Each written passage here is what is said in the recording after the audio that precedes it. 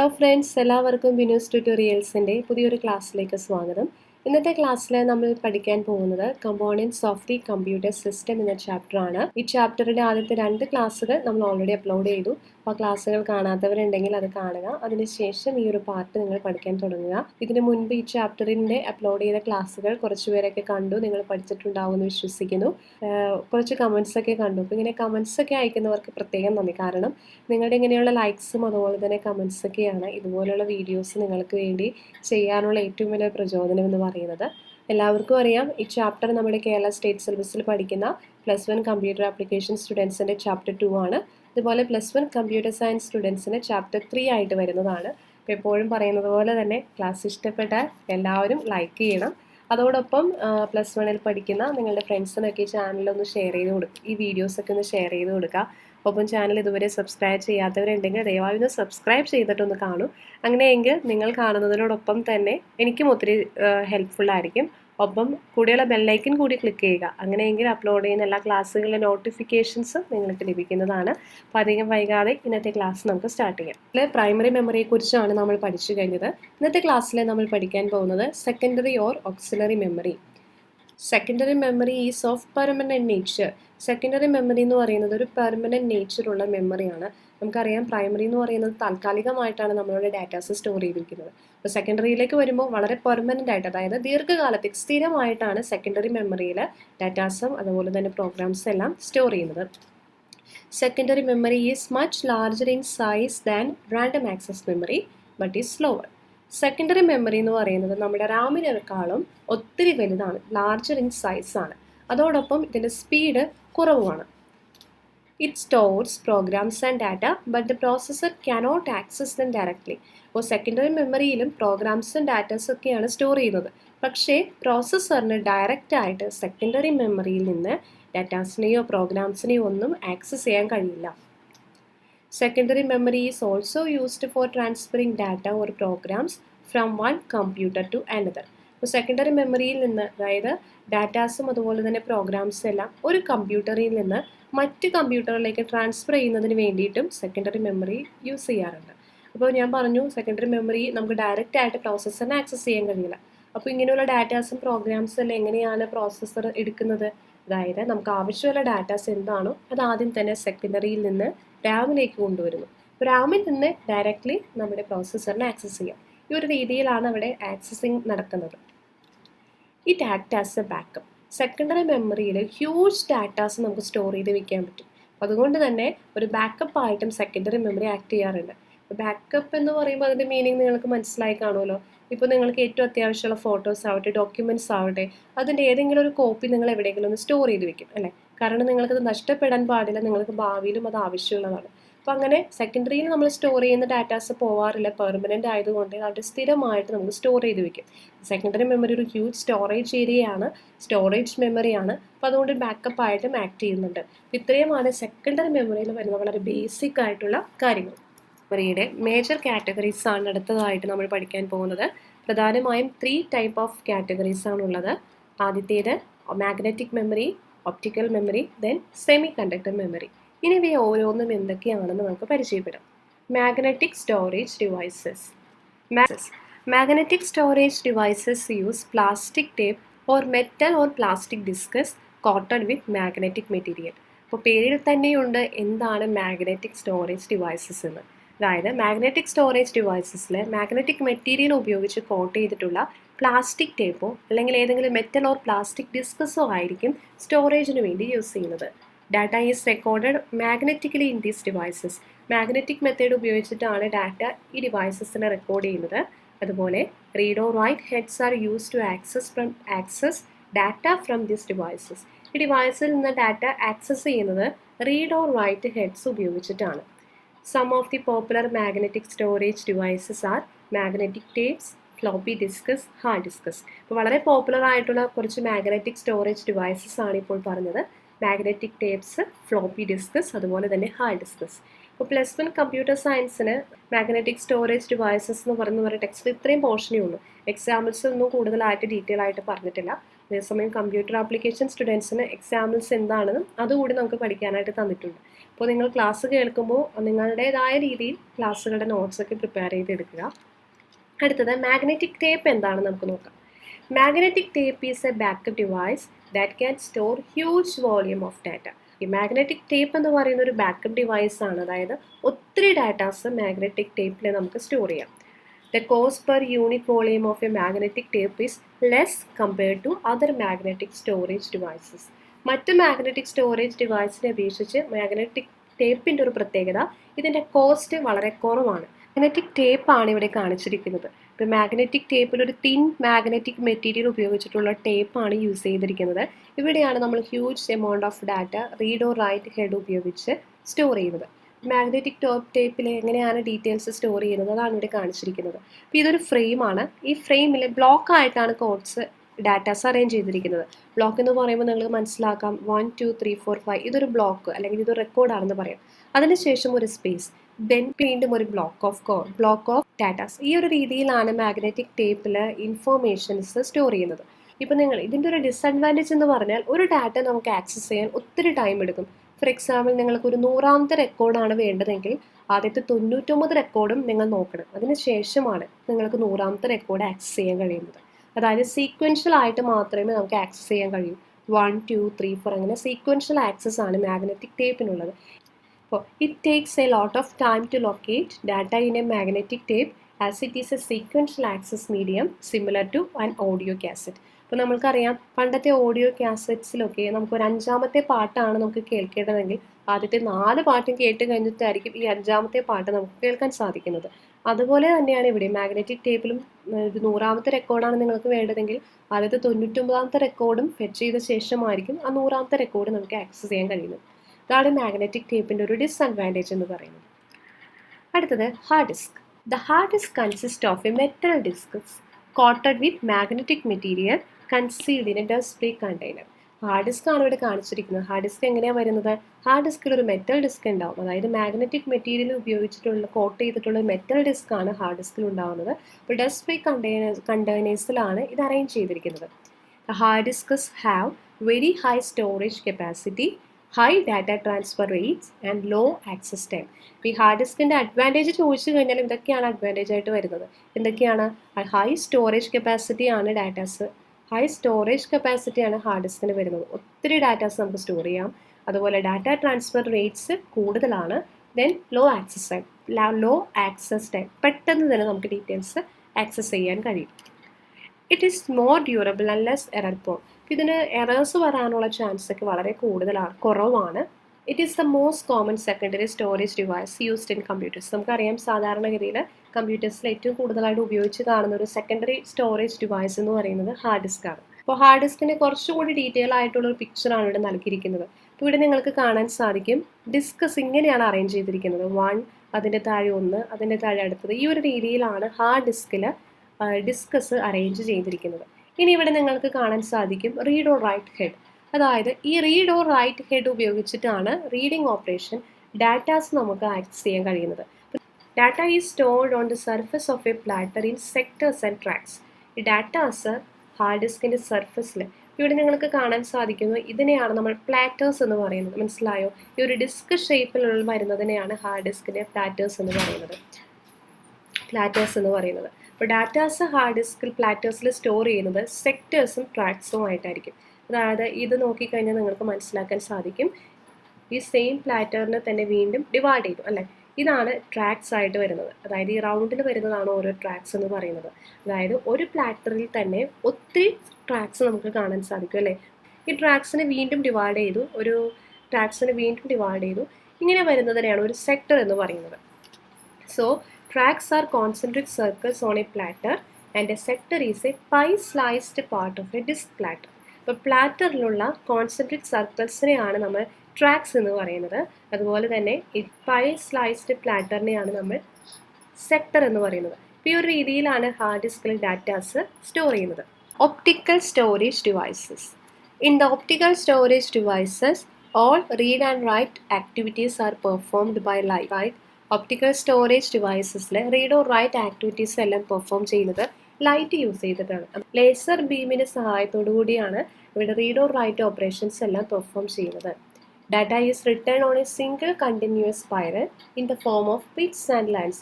ഇവരുടെ optical storage ഡിവൈസസിലെ ഡാറ്റാസ് സ്റ്റോർ ചെയ്യുന്നത് എങ്ങനെയാണ്? Pitt's and lines. ഈ ഒരു രീതിയിലാണ് ഡാറ്റാസ് അവിടെ സ്റ്റോർ ചെയ്യുന്നത്, റിട്ടേൺ ചെയ്യുന്നത്. ഇവിടെ നിങ്ങൾക്ക് കാണാൻ സാധിക്കും പിറ്റ്സ് ആൻഡ് ലൈൻസ് ആയിട്ടാണ് ഇവിടെ ഡാറ്റാസ് റിട്ടേൺ ചെയ്തിരിക്കുന്നത്. അപ്പോൾ പിറ്റ്സ് എന്ന് പറയുമ്പോൾ ഇവിടെ നിങ്ങൾക്ക് കാണാൻ സാധിക്കും ഈ ഹോൾസ് ആയിട്ട് വരുന്നതില്ലേ, ഇതിനെയാണ് പിറ്റ്സ് എന്ന് പറയുന്നത്. ഈ ഒരു കണ്ടിന്യൂസ് ആയിട്ട് വരുന്നതിനെയാണ് ലൈൻസ് എന്ന് പറയുന്നത്. അപ്പോൾ ഇവിടെ ഡാറ്റ ബീം നിങ്ങൾക്ക് കാണാൻ സാധിക്കും ലേസർ ലൈറ്റ് വരുന്നു. ലേസർ ലൈറ്റ് ഒരു പർട്ടിക്കുലർ പൊസിഷൻ ലൊക്കേറ്റ് ചെയ്യുന്നു അല്ലേ. അപ്പോൾ പർട്ടിക്കുലർ പൊസിഷൻ റീഡ് ചെയ്യുന്നത് എങ്ങനെയായിരിക്കും? ഇവിടെ പിറ്റ്സിന് 0 ആയിട്ടായിരിക്കും റീഡ് ചെയ്യുന്നത്, അതുപോലെ ലാൻഡ്സിന് 1 ആയിട്ടായിരിക്കും റീഡ് ചെയ്യുന്നത്. അപ്പോൾ 1s and 0s അറേഞ്ച് ചെയ്തിരിക്കുന്നത് പിറ്റ്സ് ആൻഡ് ലാൻഡ്സ് ആയിട്ടാണ്. അപ്പോൾ ലേസർ ബീം റീഡ് ചെയ്യുന്ന സമയത്തും ഈ 1s and 0സും പിറ്റ്സ് ആണെങ്കിൽ അതിന് 0 ആയിട്ട് എടുക്കും, ലാൻഡ് ആണെങ്കിൽ റീഡ് ചെയ്യുമ്പോൾ 1 ആയിട്ടായിരിക്കും റീഡ് ചെയ്യുന്നത്.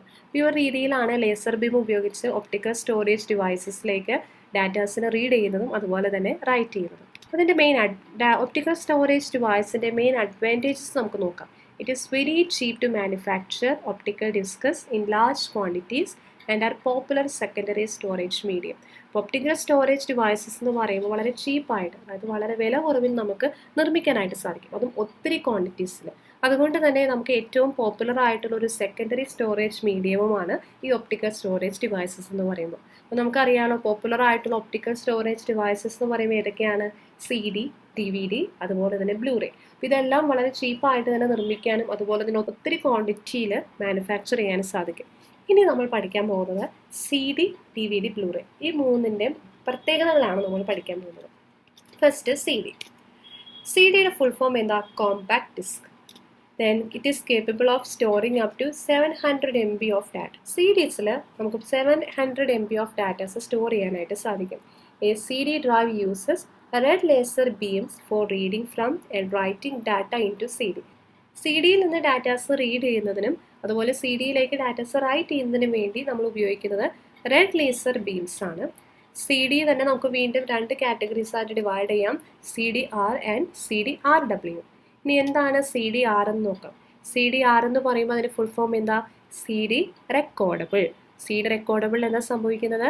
CD recordable data can be written once and read many times. അതായത് CDR-ൽ ഡാറ്റാസ് നമുക്ക് ഒറ്റ പ്രാവശ്യം മാത്രമേ റിട്ടേൺ ചെയ്യാൻ കഴിയൂ, പക്ഷേ ഒരുപാട് പ്രാവശ്യം മെനി ടൈംസ് നമുക്ക് റീഡ് ചെയ്യാൻ കഴിയും. അതിനെയാണ് നമ്മൾ CDR എന്ന് പറയുന്നത്.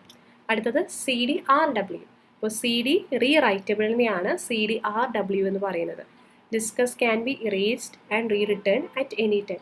ഈ CDRW എന്ന് പറയുമ്പോൾ ആ ഡിസ്കിൽ നമുക്ക് ഒത്തിരി പ്രാവശ്യം ഇറേസ് ചെയ്യാം, വീണ്ടും റീ റിട്ടേൺ ചെയ്യാം. അതിനെയാണ് CDRW എന്ന് പറയുന്നത്. അപ്പോൾ CDs നമ്മൾ പഠിച്ചു കഴിഞ്ഞു.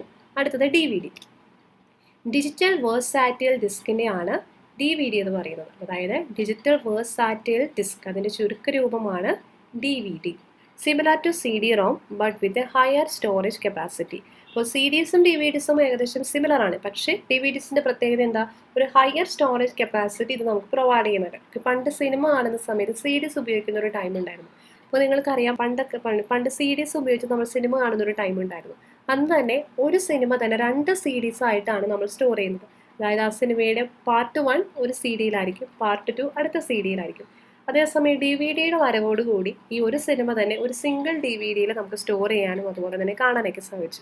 CD-ROM-ഉമായിട്ട് വളരെ സിമിലർ ആണ്, പക്ഷേ എന്നിരുന്നാൽ കൂടി ഹയർ സ്റ്റോറേജ് കപ്പാസിറ്റിയാണ് DVD പ്രൊവൈഡ് ചെയ്യുന്നത്. Recording and reading of data is done using DVD drive. DVD drive ഉപയോഗിച്ചിട്ടാണ് ഇവിടെ റെക്കോർഡിങ്ങും അതുപോലെ തന്നെ റീഡിംഗ് ഓഫ് ഡാറ്റ എല്ലാം നടക്കുന്നത്.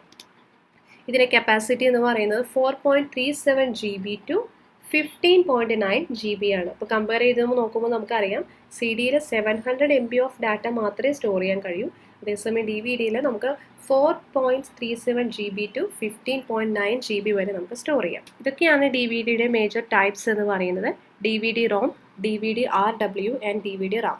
ഇനി ഈ ഓരോന്നും എന്താണ് നമുക്ക് നോക്കാം. DVD-ROM, DVD read only മെമ്മറിയെയാണ് DVD-ROM എന്ന് പറയുന്നത്.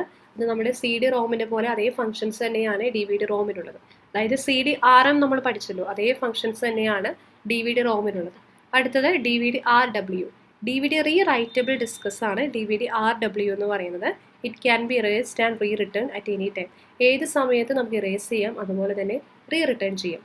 അടുത്തത് D V D RAM. D V D random access memory. D V D random access memory discs can be recorded and erased repeatedly. അതായത് റിപ്പീറ്റ് ആയിട്ട് നമുക്ക് റെക്കോർഡ് ചെയ്യാം, അതുപോലെ തന്നെ ഇറേസ് ചെയ്യാം. അടുത്തത് Blu ray discs. Blu ray format uses a blue violet laser. അപ്പോൾ Blu ray ഡിസ്കിൽ യൂസ് ചെയ്തത് ഒരു ബ്ലൂ വയലറ്റ് ലേസറാണ്. അപ്പോൾ നമ്മൾ നേരത്തെ പഠിച്ച സീരീസിലും ഡി വി ഡിസിലും എല്ലാം ഉപയോഗിക്കുന്നത് റെഡ് ലേസർ ബീംസ് ആണ്. അതേസമയം ബ്ലൂറേ ഡിസ്ക് ഉപയോഗിക്കുന്നത് എന്താ, ബ്ലൂ വയലറ്റ് ലേസറാണ്. അതുകൊണ്ട് തന്നെയാണ് ഇതിന് ബ്ലൂറേ എന്ന പേര് വന്നത്. ബ്ലൂ വയലറ്റ് ലേസർ ഉപയോഗിക്കുന്നതിൻ്റെ ഒരു ഗുണം എന്ന് വെച്ചാൽ ബ്ലൂ വയലറ്റ് ലേസറിന് വേവ് ലെങ്ത് കുറവാണ്, ഷോർട്ടർ വേവ് ലെങ്ത് ആണ്. അപ്പോൾ അതുകൊണ്ട് തന്നെ വളരെ കൂടിയ പ്രിസിഷനിൽ, ഹയർ പ്രിസിഷനോട് കൂടി ലേസർ സ്പോട്സ് പിക്ക് ചെയ്യാനായിട്ട് സാധിക്കും. അപ്പോൾ അതുകൊണ്ട് തന്നെ ഡിസ്കിൽ, ഈ ബ്ലൂറേ ഡിസ്കിൽ ഡാറ്റാസ് വളരെ പാക്കായിട്ടായിരിക്കും അറേഞ്ച് ചെയ്തിരിക്കുന്നത്. It is 5 times storage capacity or traditional D V Ds. അപ്പോൾ ട്രഡീഷണൽ ഡി വി ഡിയെക്കാളും 5 times storage capacity blu ray disc provide ചെയ്യുന്നുണ്ട്. അതായത് ഇപ്പോൾ ഒരു സെയിം സൈസുള്ളൊരു ഡി വി ഡിയോ അതുപോലെ തന്നെ സെയിം സൈസുള്ളൊരു ബ്ലൂറേ ഡിസ്കും എടുത്തു കഴിഞ്ഞാൽ ഡി വി ഡിയിൽ കൊള്ളുന്നതിനേക്കാളും സ്റ്റോറേജ് ചെയ്യുന്നതിനേക്കാളും ഏറ്റവും കൂടുതലായിട്ട് നമുക്ക് ബ്ലൂറേ ഡിസ്കിൽ സ്റ്റോർ ചെയ്യാൻ സാധിക്കും. കാരണം എന്താ, ഈ ബ്ലൂ വയലറ്റ് ലേസർ ഉപയോഗിക്കുന്നത് കൊണ്ട് തന്നെ വളരെ ടൈറ്റ്ലി പാക്ഡ് ആയിട്ടാണ് അവിടെ ഡാറ്റാസ് എല്ലാം സ്റ്റോർ ചെയ്ത് വെച്ചിരിക്കുന്നത്. അപ്പോൾ സെയിം സൈസ് ആണെങ്കിൽ കൂടി ഒത്തിരി ഡാറ്റാസ് ടൈറ്റ്ലി പാക്ഡ് ആയതുകൊണ്ട് തന്നെ സ്റ്റോർ ചെയ്യാനായിട്ട് സാധിക്കും. It can hold up to 25 GB on a single layer disc and 50 GB on a dual layer disc. അതായത് ഒരു സിംഗിൾ ലെയർ ഡിസ്കിൽ 25 GB വരെ സ്റ്റോർ ചെയ്യാൻ സാധിക്കും. അതുപോലെ ഡ്യുവൽ ലെയർ ഡിസ്കിലാണെങ്കിലോ, 50 GB വരെ സ്റ്റോറേജ് ചെയ്യാൻ കഴിയും. അപ്പോൾ ഇതൊക്കെയാണ് ഒപ്റ്റിക്കൽ സ്റ്റോറേജ് ഡിവൈസസിൽ വരുന്നത്. അപ്പോൾ പഠിക്കുമ്പോൾ ഇതോരോ ടേബിൾ ഫോർമാറ്റിലോ കമ്പയർ ചെയ്ത് ഡീറ്റെയിൽസ് ഒക്കെ പഠിക്കുക. അങ്ങനെയാണെങ്കിൽ എക്സാം വരുമ്പോൾ ഈ പോയിന്റ്സ് ഒന്നും മാറിപ്പോവുകയില്ല. സെമി കണ്ടക്ടർ സ്റ്റോറേജ് അഥവാ flash memory. Flash drives uses EEPROM chips for data storage. Flash ഡ്രൈവ്സിൽ EEPROM ചിപ്സ് ആണ് ഡാറ്റ സ്റ്റോറേജിന് വേണ്ടി ഉപയോഗിക്കുന്നത്. അപ്പോൾ EEPROM എന്താണെന്ന് കഴിഞ്ഞ ക്ലാസ്സിൽ നമ്മൾ പഠിച്ചു. They do not contain any moving parts and hence they are shock proof. ഇതിന് പ്രത്യേകിച്ച് മൂവിങ് പാർട്സ് ഒന്നുമില്ല, അതുകൊണ്ട് തന്നെ ഷോക്ക് പ്രൂഫ് ആണ്. അപ്പോൾ ഫ്ലാഷ് മെമ്മറിയുടെ ഡിഫറെൻറ്റ് വെറൈറ്റിയിൽ നമ്മൾ പഠിക്കുന്നതാണ് USB ഡ്രൈവ്, പെൻ ഡ്രൈവ് എല്ലാം നമുക്കറിയാം ഷോക്ക് പ്രൂഫ് ആണല്ലേ. Flash memory is faster and durable when compared to other types of secondary memory. മറ്റ് സെക്കൻഡറി മെമ്മറിയെ വെച്ച് കമ്പയർ ചെയ്ത് നോക്കുമ്പോൾ ഫ്ലാഷ് മെമ്മറി അഥവാ സെമി കണ്ടക്ടർ സ്റ്റോറേജ് എന്ന് പറയുന്നത് ഫാസ്റ്റർ ആണ്, അതുപോലെ തന്നെ ഡ്യൂറബിൾ ആണ്. അപ്പോൾ ഇതിൻ്റെ ഡിഫറെൻറ്റ് വെറൈറ്റീസ് ആണ് നമുക്ക് പഠിക്കാനുള്ള 2 വെറൈറ്റീസ് ആണ് USB ഫ്ലാഷ് ഡ്രൈവും അതുപോലെ തന്നെ ഫ്ലാഷ് മെമ്മറി കാർഡ്സും. അപ്പോൾ USB ഡ്രൈവ്സ് ആണ് അഥവാ പെൻ ഡ്രൈവ്സ് ആണ് ഇവിടെ നൽകിയിരിക്കുന്നത്. It is A small external storage device. ഇതൊരു ചെറുതായിട്ട്, ഇതിൻ്റെ സൈസ് എന്ന് പറയുന്നത് നമ്മുടെ തമ്പിൻ്റെ സൈസാണ് ഈ USB ഫ്ലാഷ് ഡ്രൈവ്സിന് വരുന്നത്. സ്മോൾ എക്സ്റ്റേണൽ സ്റ്റോറേജ് ഡിവൈസസ് ആണിവ. USB flash drives are portable and rewritable. Portable ആണ്. പോർട്ടബിൾ എന്ന് പറയുമ്പോൾ നമുക്കിത് എപ്പോഴും കൊണ്ടു നടക്കാൻ പറ്റുന്നതാണല്ലേ. ഇപ്പോൾ നിങ്ങൾക്ക് സ്കൂളിലെ ഡീറ്റെയിൽസ്, സ്കൂളിലെ കമ്പ്യൂട്ടറിൽ നിന്ന് നിങ്ങൾക്ക് എന്തെങ്കിലും ഡാറ്റാസ് വേണമെങ്കിൽ നിങ്ങൾ പെൻ ഡ്രൈവ് ഉപയോഗിച്ച് അവിടെ നിന്ന് കോപ്പി ചെയ്തെടുക്കാറുണ്ടല്ലേ. അതുപോലെ റീറൈറ്റബിൾ ആണ്, നമുക്ക് ഒത്തിരി പ്രാവശ്യം ഫോർമാറ്റ് ചെയ്യാം, വീണ്ടും ഡാറ്റാസ് സ്റ്റോർ ചെയ്യാം. അതുകൊണ്ട് തന്നെ USB ഫ്ലാഷ് ഡ്രൈവ് പോർട്ടബിൾ ആണ്, അതുപോലെ തന്നെ റീറൈറ്റബിൾ ആണ്. ഇതിൻ്റെ സ്റ്റോറേജ് കപ്പാസിറ്റി എന്ന് പറയുന്നത് 2 GB to 32 GB വരെയാണ് വരുന്നത്. അടുത്തത് flash memory cards. Flash memory കാർഡ്സിൻ്റെ ഒരു പിക്ചറാണ് ഇവിടെ നൽകിയിരിക്കുന്നത്. ഇത് നിങ്ങൾക്ക് കാണാൻ സാധിക്കും. ഫ്ലാറ്റ് ആയിട്ടാണ് ഫ്ലാഷ് മെമ്മറി കാർഡ്സ് വരുന്നത്. വളരെ സാധാരണഗതിയിൽ നമ്മൾ പറയുന്നത് മെമ്മറി കാർഡ്സ് എന്നാണ്. എക്സാമിന് എഴുതുമ്പോൾ നിങ്ങൾ എപ്പോഴും ഫ്ലാഷ് മെമ്മറി കാർഡ്സ് എന്ന് തന്നെ എഴുതാം. Flash memory card is another type of flash memory. Flash മെമ്മറിയുടെ മറ്റൊരു ടൈപ്പാണ് ഫ്ലാഷ് മെമ്മറി കാർഡ്സ് എന്ന് പറയുന്നത്. അപ്പോൾ ഇതിൻ്റെ സൈസ് എന്ന് പറയുന്നത് എങ്ങനെയാണ്, 1 inch to 1 inch by 0.75 inch ആണ് ഇതിൻ്റെ സൈസ് വരുന്നത്. ഇതിൻ്റെ തിക്നെസ് എന്ന് പറയുന്നത് 2 mm ആണ്. അതുപോലെ storage capacity in the range of 1 GB to 32 GB വരെ സ്റ്റോറേജ് കപ്പാസിറ്റി ഈ മെമ്മറി കാർഡ്സ് പ്രൊവൈഡ് ചെയ്യുന്നുണ്ട്. അപ്പോൾ ഈ മെമ്മറി കാർഡ്സ് തന്നെ മൊബൈൽസിലും അതുപോലെ തന്നെ ടോർച്ചിലൊക്കെ യൂസ് ചെയ്യുന്ന ടൈപ്പ് ഓഫ് മെമ്മറി കാർഡ്സ് ഉണ്ട്. അപ്പോൾ അതിൻ്റെ സൈസ് എന്ന് പറയുന്നത് ഇതിലും ചെറുതായിരിക്കും. അതായത് 6 mm by 3 mm in size ആയിരിക്കും. അതുപോലെ തന്നെ അതിൻ്റെ വിഡ്ത്ത് എന്ന് പറയുന്നത്, തിക്നെസ് എന്ന് പറയുന്നത് 1 mm ചെറുതായിരിക്കും. ഇതൊക്കെയാണ് ഫ്ലാഷ് മെമ്മറി കാർഡ്സിൽ വരുന്നത്. ഇന്നത്തെ ക്ലാസ്സിൽ പഠിച്ചു കഴിഞ്ഞ കാര്യങ്ങൾ നമുക്കൊന്ന് റിവൈസ് ചെയ്യാം. സെക്കൻഡറി ഒരു ഓക്സിലറി മെമ്മറിയെക്കുറിച്ചാണ് ഇന്ന് നമ്മൾ പഠിച്ചത്. സെക്കൻഡറി സ്റ്റോറേജിനെ നമുക്ക് വീണ്ടും 3ആയിട്ട് ഡിവൈഡ് ചെയ്യാം. Magnetic, optical and semi conductor memory. അതിൽ മാഗ്നറ്റിക് സ്റ്റോറേജ് ഡിവൈസസ് എന്താണെന്ന് നമ്മൾ പഠിച്ചു. മാഗ്നറ്റിക് സ്റ്റോറേജ് ഡിവൈസസിൽ വരുന്നതാണ് മാഗ്നറ്റിക് ടേപ്പ്, അതുപോലെ തന്നെ ഹാർഡ് ഡിസ്ക്. അപ്പോൾ ഹാർഡ് ഡിസ്ക് എങ്ങനെയാണ് വരുന്നത്, എങ്ങനെയാണ് ഡീറ്റെയിൽസ് സ്റ്റോർ ചെയ്യുന്നത്, ട്രാക്സ് ആയിട്ടും സെക്ടേഴ്സ് ആയിട്ടും സ്റ്റോർ ചെയ്യുന്നത് എങ്ങനെയാണ്, അങ്ങനെയുള്ള കാര്യങ്ങളെല്ലാം നമ്മൾ പഠിച്ചു. അടുത്തത് optical storage devices. Optical storage devices ഏതൊക്കെയാണ്? CD, DVD, blue ray. ഇപ്പോൾ CD, DVD, ബ്ലൂറേ പഠിക്കുമ്പോൾ ഇതുപോലെ ടേബിൾ വൈസ് ആയിട്ട് പഠിക്കുകയാണെങ്കിൽ കുറച്ചുകൂടി എളുപ്പമായിരിക്കും പരീക്ഷയ്ക്ക് ഓർക്കുന്നതിന് വേണ്ടി. അതുപോലെ അടുത്തതാണ് സെമി കണ്ടക്ടർ സ്റ്റോറേജ്, അതായത് ഫ്ലാഷ് മെമ്മറി. ഫ്ലാഷ് മെമ്മറിയിൽ വരുന്നതാണ് USB ഫ്ലാഷ് ഡ്രൈവ്, അതുപോലെ തന്നെ ഫ്ലാഷ് മെമ്മറി കാർഡ്സ്. ഇത്രയും കാര്യങ്ങളാണ് ഇന്നത്തെ ക്ലാസ്സിൽ നമ്മൾ കവർ ചെയ്തത്. ക്ലാസ് നിങ്ങൾക്ക് ഇഷ്ടപ്പെട്ടാൽ മറക്കാതെ ലൈക്ക് ചെയ്യുക. അതോടൊപ്പം +1 പഠിക്കുന്ന മറ്റു സുഹൃത്തുക്കൾക്കും ഒന്ന് ഷെയർ ചെയ്യുക. ഒപ്പം ചാനൽ ഇതുവരെ സബ്സ്ക്രൈബ് ചെയ്യാത്ത കൂട്ടുകാരുണ്ടെങ്കിൽ ദയവായി സബ്സ്ക്രൈബ് ചെയ്യുക. കൂടെയുള്ള ബെല്ലൈക്കൺ കൂടി ക്ലിക്ക് ചെയ്യുക. അങ്ങനെയെങ്കിൽ അപ്ലോഡ് ചെയ്യുന്ന എല്ലാ ക്ലാസ്സുകളുടെ നോട്ടിഫിക്കേഷനും നിങ്ങൾക്ക് ലഭിക്കുന്നതാണ്. താങ്ക്